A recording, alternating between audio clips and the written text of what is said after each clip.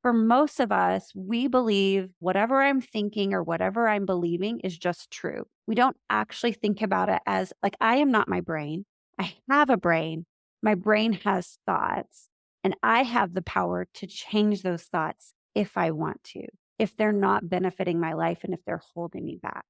And so the knowledge that I can change the way I think is what I would call empowerment.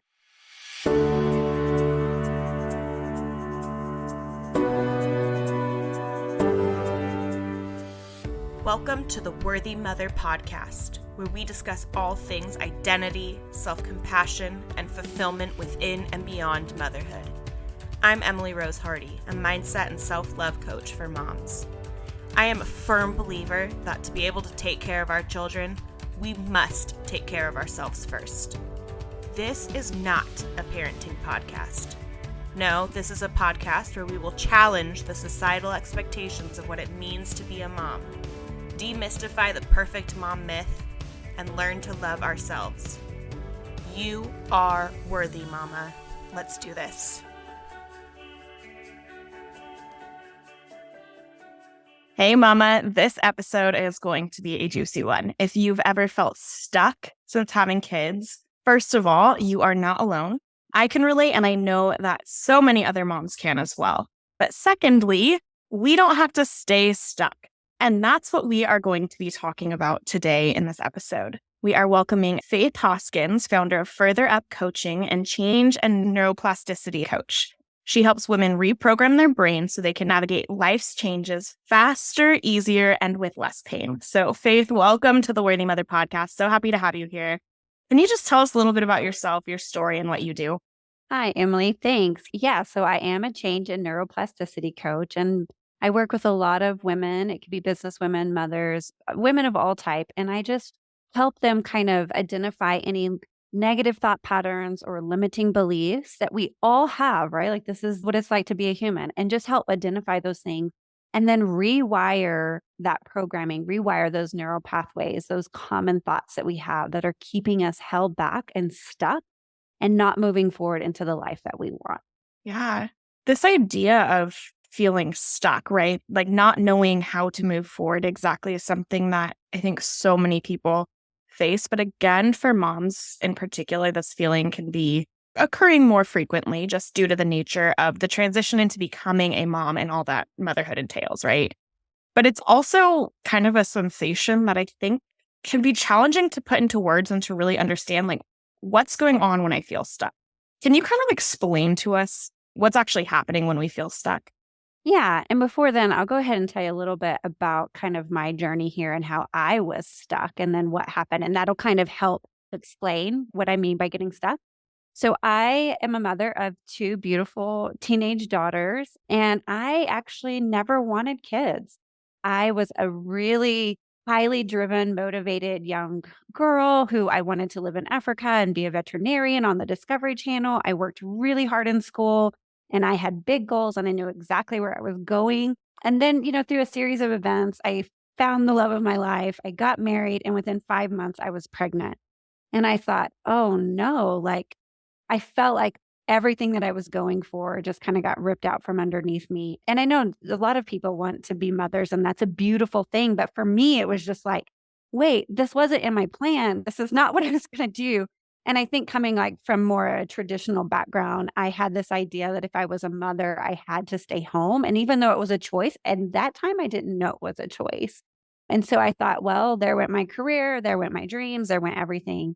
And I gave up my career and I stayed home with my children. And I ended up having another one 2.5 years later. And there were parts of it that I loved, but there were parts of it that I just felt like were missing, that I had so much to offer the world. But in my head, it was like, well, that's kind of impossible now. Like I just should not even think about it. I should just give that up because, I have two little girls and I want to be the best mom that I can. So for years, like I kind of just kept pushing down my own desires and my own dreams, kind of determining them as irrelevant or impossible or just unimportant. And I think a lot of that came from the way that I was socialized again by like how the sacrificial mom who gives up everything about herself is exalted and like magnified as the best mother. And so I thought, well, that's what it looks like to be a good mom. And so this is what I'm going to do. And then when my kids got a little bit older and they just weren't as dependent on me, my husband said, well, like you have followed me all around the world because my husband was working in humanitarian work and we lived in different countries and it was an incredible life. And he said, but, like, what do you want to do? Do you want to go back to work? And do like I'll start staying home more and we can kind of switch. And I just thought, I don't even know what I want. Like, I haven't asked myself that in 10 years. And my career, I left a long time ago. Like, there's nothing I have to offer the world. Like, that was the thoughts that I had. Like, I have nothing to offer. I'm just a mom. Like, what would I even do? I don't even know what I want. This is the kind of dialogue I had in my head, which made me really sad because, like, I felt like I've lost myself somewhere. And so then, like, kind of by my husband encouraging me, kind of went on this journey of self-discovery and reconnecting with that young girl who was this ambitious, driven, go-getter. And then I started like really thinking like, well, maybe I could go back to work. Maybe I could create a career now that I'm almost 40. Like maybe I could do these things. And it felt very scary for me.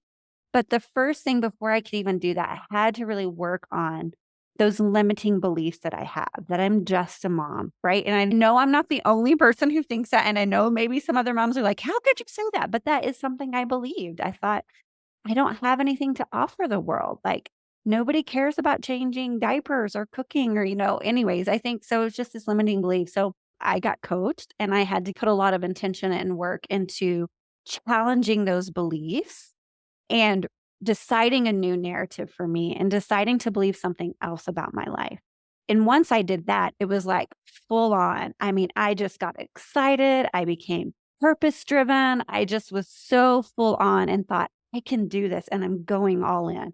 And I created a business. I've been very successful with it. Like I am blowing my own mind at what I'm actually capable of and the value that I have to offer this world through my own unique experience of being a mother, right? Like, and how that has translated into the work and business world.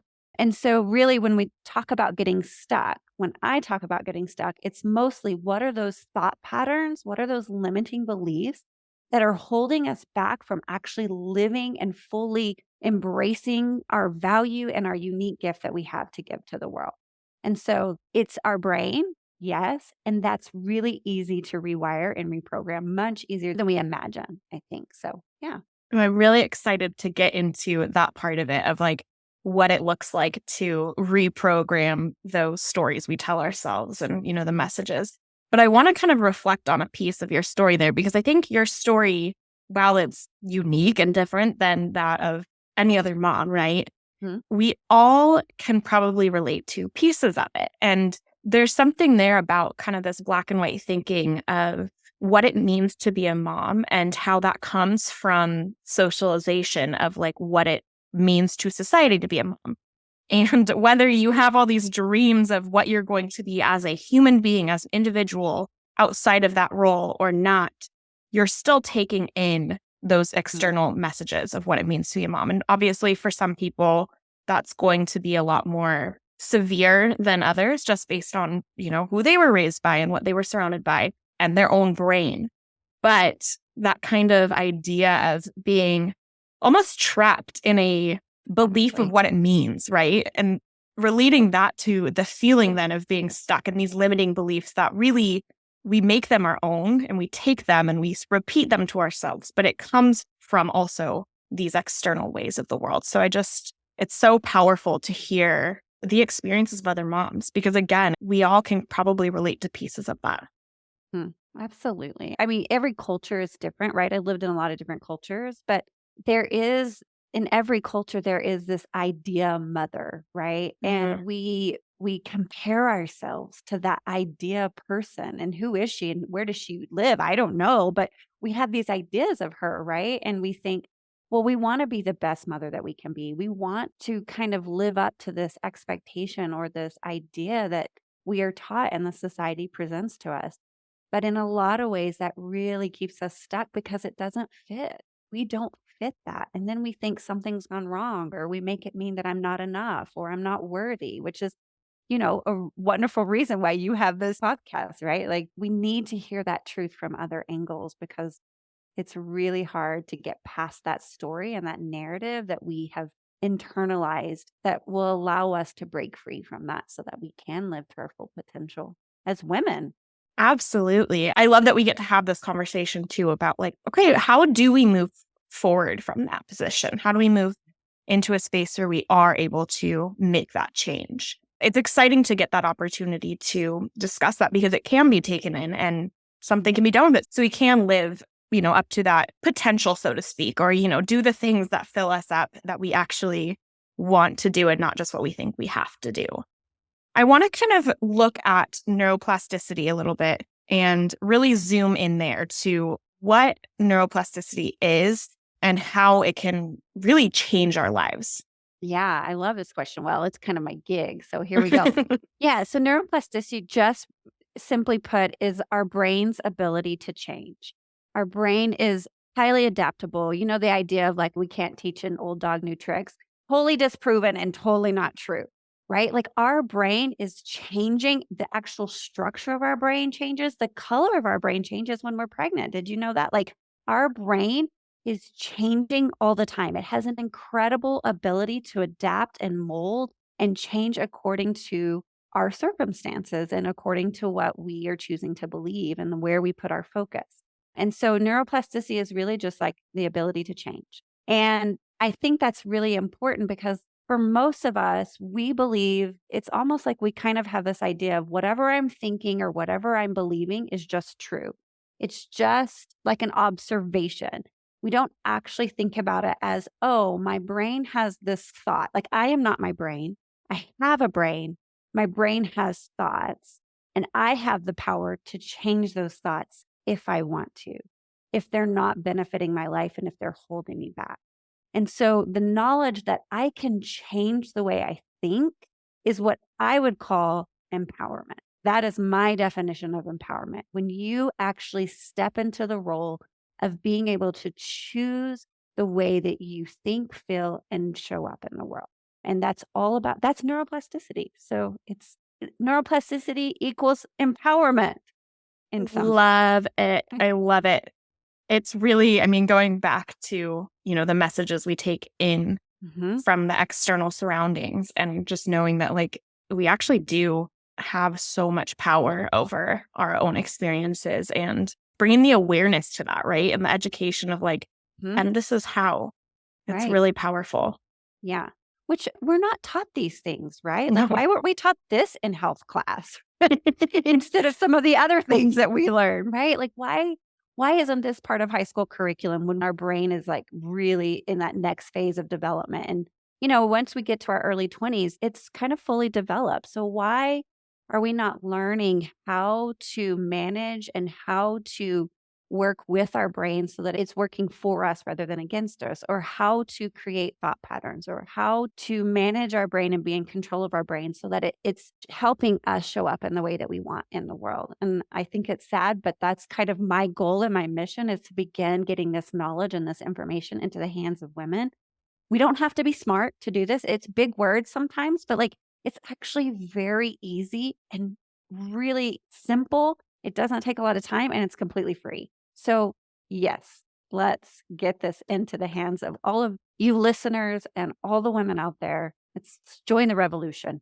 I love it. Well, and then it's really amazing how we can then pass that on to our kids too, right? It's these generational things where if we are really aware and understand how our brains work, that's going to kind of naturally come across to our children because we're going to be able to share that. And when we're communicating with them how to handle certain situations, we have this knowledge and this understanding of like how it works and how we can actually change our experiences and the way we think about things and the way we exist in the world through the reprogramming of our brain. And again, it's not necessarily adding more work to your plate of like, oh, got to teach my kids this now. It's like, no, it just is naturally going to be a part of the way then that you kind of interact with them and help them to learn.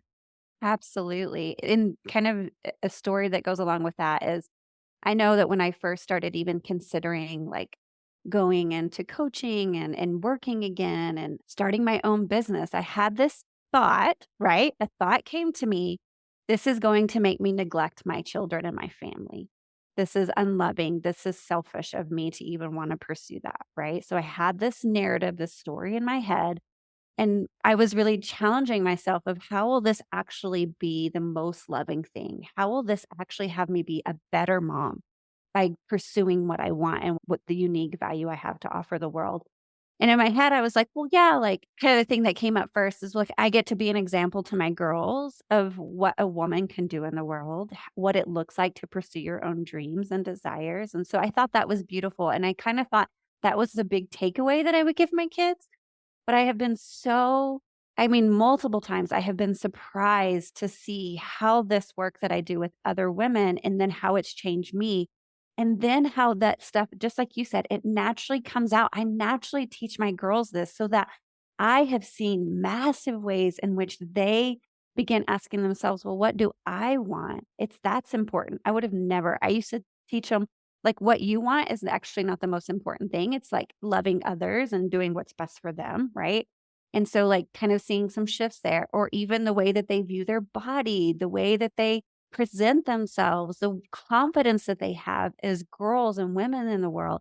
Like all of these things has come from this work and the work that I do with women. I never in a million years foresaw the impact that it would have on my girls and breaking some of these kind of toxic messages and what I would call like unhealthy socialization, and really limiting kind of beliefs like that I had been passed down to me. And I was like, it's stopping with me. And I'm teaching my girls different things because I did the work on myself. And it was kind of like this really incredible surprise. And I didn't know that that was going to happen then. So, of course, I didn't know to foresee that. But I think when we actually lean into our gifts, we lean into who we were created to be, when we lean into our desires, it is the best gift that we can give to our children because we become the best version of ourselves. And therefore, we teach our girls how to be the version of themselves or our boys, whatever it is, right? Our children. Yeah. So, absolutely. I love it. It's like the kind of the two different branches too of we're leading by example and teaching them through the example of, look, I'm listening to myself and I'm checking in with myself. But then also on the other end, we're also just showing up as a more full version of ourselves, right? It kind of, they get both. And everyone wins when we are able to pour into ourselves in that way where we're truly living lives that feel fulfilling and feel like we are doing what we are meant to be doing.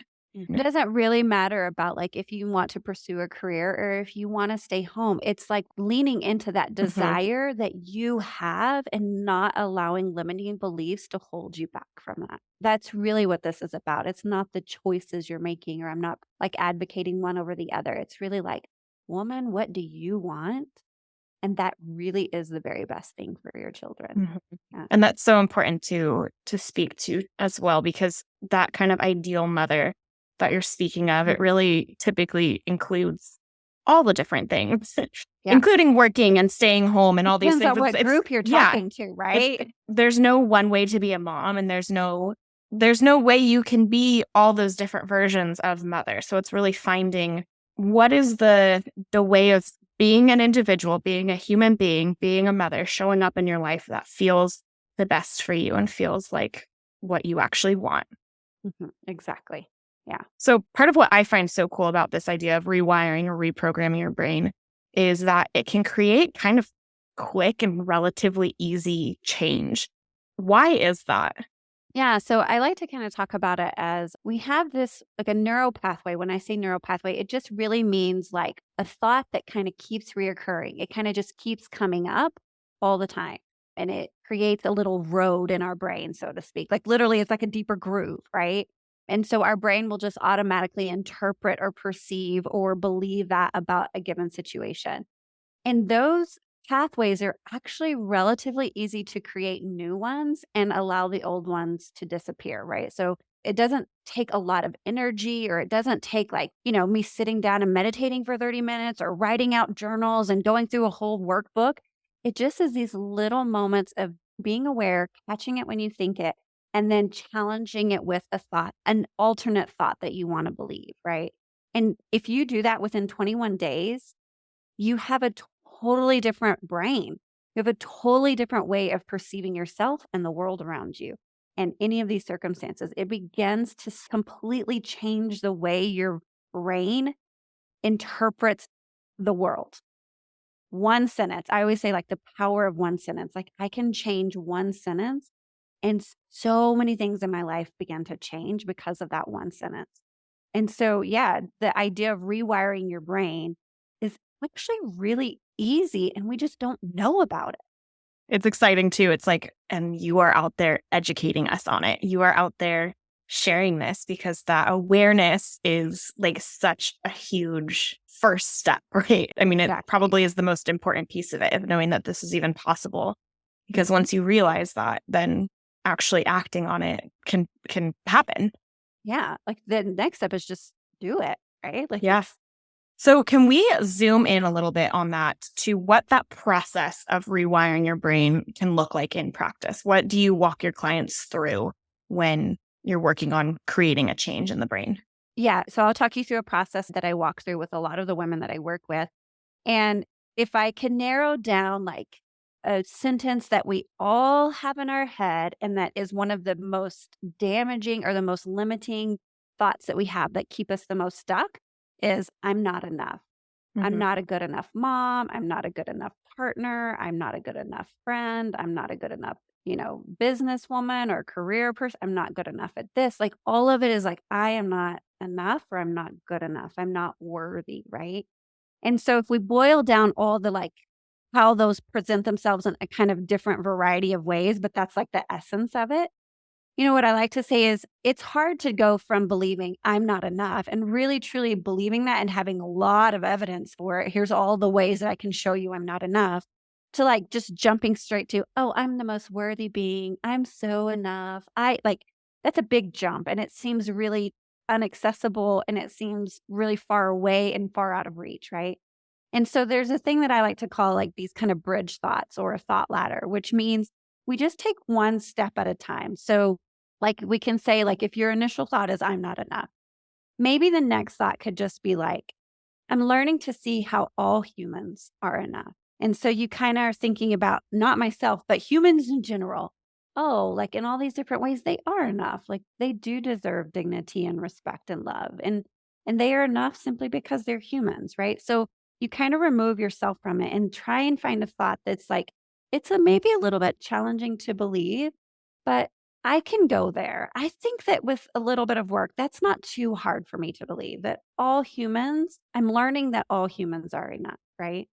And then maybe the next step is all humans absolutely 100% are worthy and enough. And then the next step would be I'm a human, right? And then the next step is I'm learning to see the ways that I am enough. And then the next step would be I'm becoming a woman who believes she is enough. And then it's not that far of a jump then to believe I am enough, right? So we kind of go in these little incremental steps, and that makes it so much easier. And it's not so much effort and not so much work to try and jump from I'm not enough to, oh, I'm perfectly enough, 100% enough, right? And so finding these little ways to just challenge a little bit, but not too much, and just practice that new thought and then add another one, then another one, then another one, then another. And eventually it's not that big of a jump to believe I'm enough.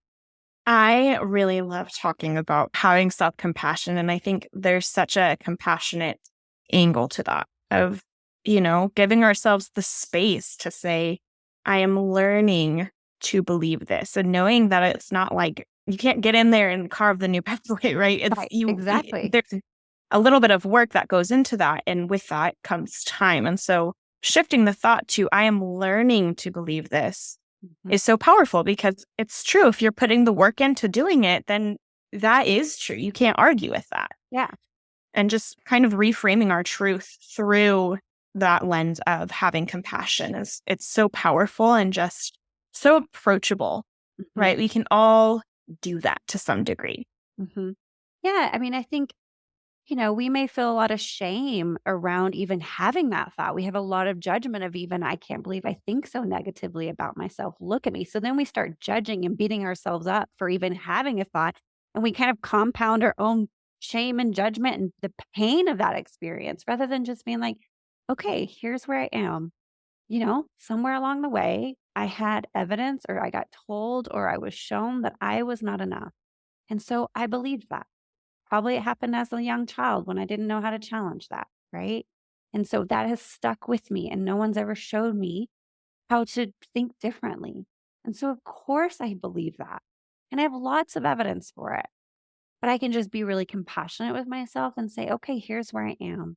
And I'm going to commit to myself and go all in and changing that belief. But that's going to take some time. It's going to take me just like learning and becoming a new person because of the way I'm thinking. And so I love that you said self compassion. I'm a huge proponent of self compassion. Like, of course, girl, of course you believe that, right? Like it makes sense.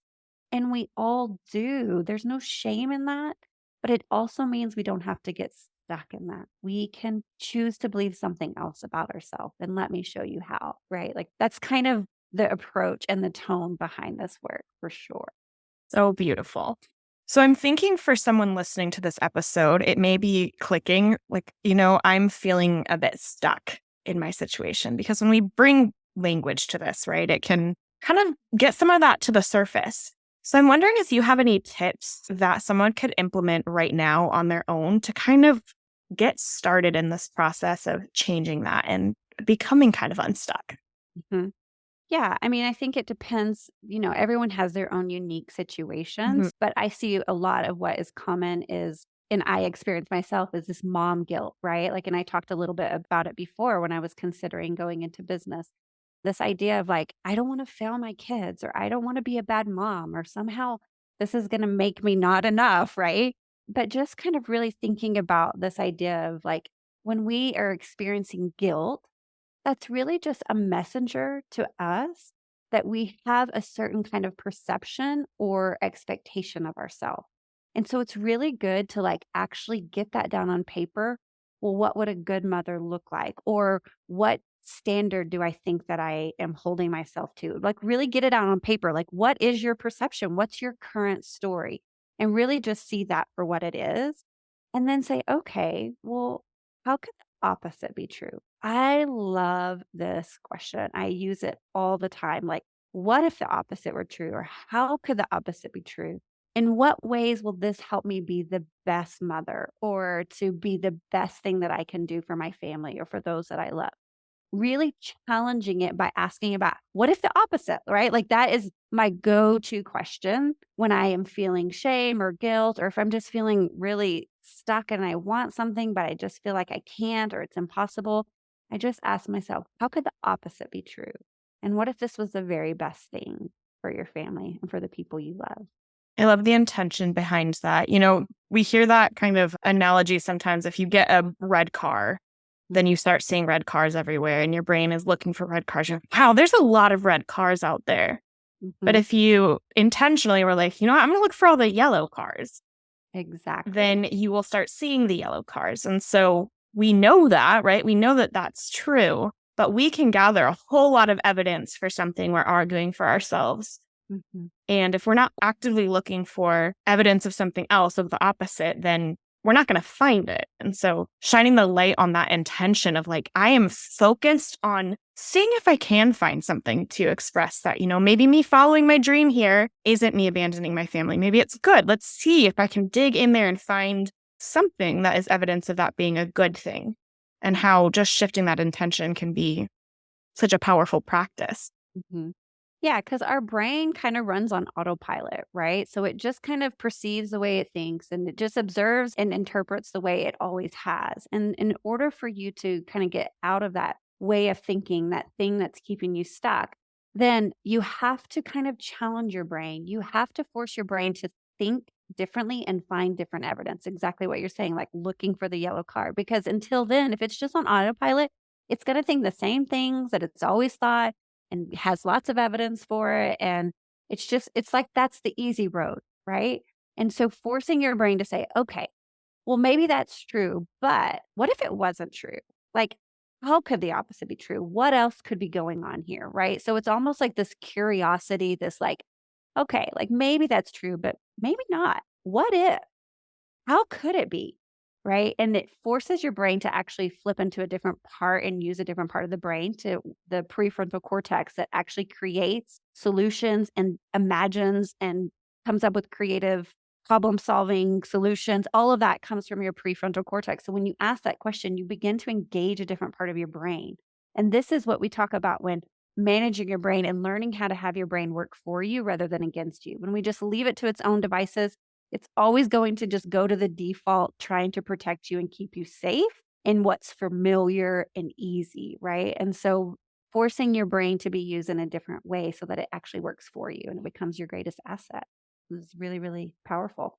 And it's so full circle. It's like, yes, there's the things that you take in from the outside, the messages that you take in from the outside, and that will be the default. That will be the Like, autopilot because it's there. It's easy. You don't have to do much to process it. It's just there, right? yeah, But when exactly. you empower yourself, like you said, through these practices of asking questions and being curious, then you actually get to say, wait, I don't want to just default to someone else's Mhm. interpretation. And it's amazing that, it's this really scientific thing, right? This understanding of the brain. And it's like, well, you don't have to be a neuroscientist or even somebody who really knows the ins and out of neuroplasticity to benefit from what the power of the brain is. I love what you say Yeah. about having it work for you instead of against you.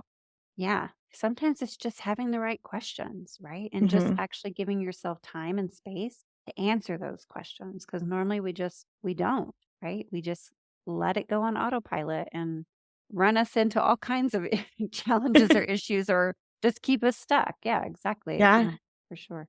I love it. And just for anyone listening too, just remember like it's natural for us to kind of go into that mode, right? Of the autopilot. There's a reason for it. And so like releasing yourself of any shame from that and saying, oh, wait, I actually just get the choice to do something different. Mhm. And knowing that doing that different thing isn't what comes necessarily naturally. And Yeah. so, it's Well, just it's on that important. tone of self compassion, right? Like, Hmm. understanding so we have people who are neurodivergent and maybe like even on the autistic spectrum where they are much more aware of every single thought that's coming through their head and they're much more aware of their surroundings and it's actually in many ways debilitating and paralyzing. It is a really good thing that there are things that are on autopilot with our brain. Like if it wasn't on autopilot with some things, we would be exhausted. It would actually paralyze our life. But it's really taking the opportunity to just like get aware of, okay, what are the things that stay on autopilot, serving me well? It's benefiting my life. Keep going, right? And what are those things that maybe had served me at one time? They were things that did protect me or keep me safe, or they helped me to be in a certain community, or, all of these things, these different thought patterns that we had before, they served a purpose. But then it's just that moment of saying, is it still benefiting my life or is it holding me back? I don't need to get angry that I believe that. I don't need to get angry that that's the way I perceive the world. I don't need to get angry it's on autopilot. But let me just take those moments to just step in and check in with myself. Are those thoughts benefiting me? Are they having me show up in the way that I want? Yes or no? Yes, keep going. Stay on autopilot. If no, well, maybe I want to put some of my attention and focus there. Like, I think that's worth some of my time, right? Love it. We can all take a little piece of that from this conversation too, and just take the moment to check in, check into where we're Exactly. on autopilot and where there's things that maybe we can focus on kind of getting unstuck Mhm. in that way.